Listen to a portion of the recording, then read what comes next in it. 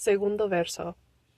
In the night, a single candle on a candelabra goes out, allowing the shadows to inch closer.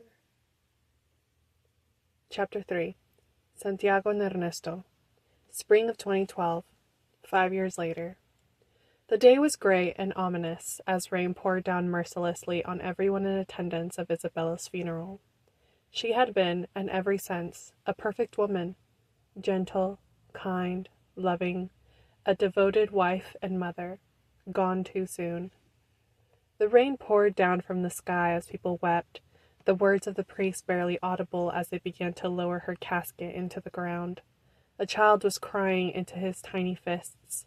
He had inherited all of the physical features of his mother, except for his eyes, which were the exact color of his papa's, a golden brown. Ernesto, who had been married to Isabella, moved to his crying child and put a hand on his son's shoulder. It felt too small and too young to be experiencing such immense loss and pain. More for himself than his son, he said, "Fuerza, Santiago." The boy looked up at his papa through teary eyes. He had blonde hair and sand-colored skin, a contrast to his papa's black raven hair and almond-colored skin. However, the color of their eyes was the same, and in them Santiago saw a deep sadness that turned his sobs into wails. What's going to happen now?" Santiago choked out, not understanding how they would both go on without his mamá, how the world would go on without his mamá. Ernesto sighed at the question.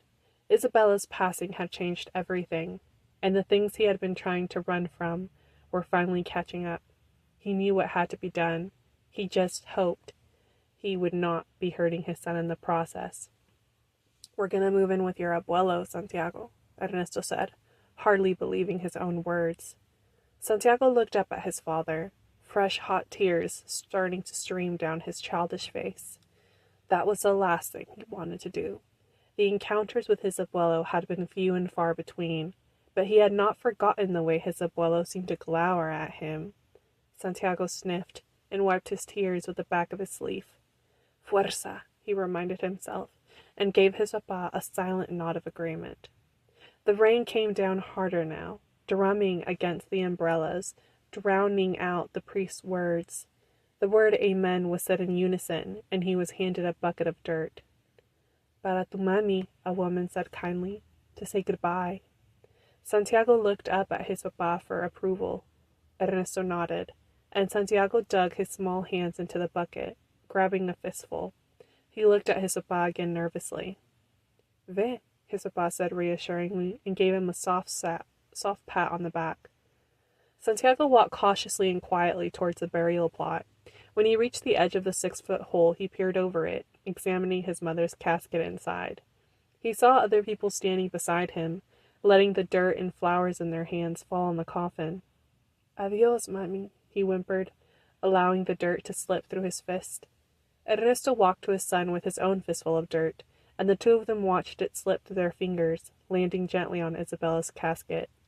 The dirt took with it Ernesto's last bit of strength, and he fell to his knees, whispering, "Look after us, Isabella, for I fear I am lost without you." Santiago held his papa in his small arms as they both grieved together, a boy for a mother gone too soon, and a man for a soulmate that had been ripped away from him. The rain offered them no kindness in snowing down, and soon the last shovels of dirt were thrown on top of Isabella's casket, burying her for all eternity.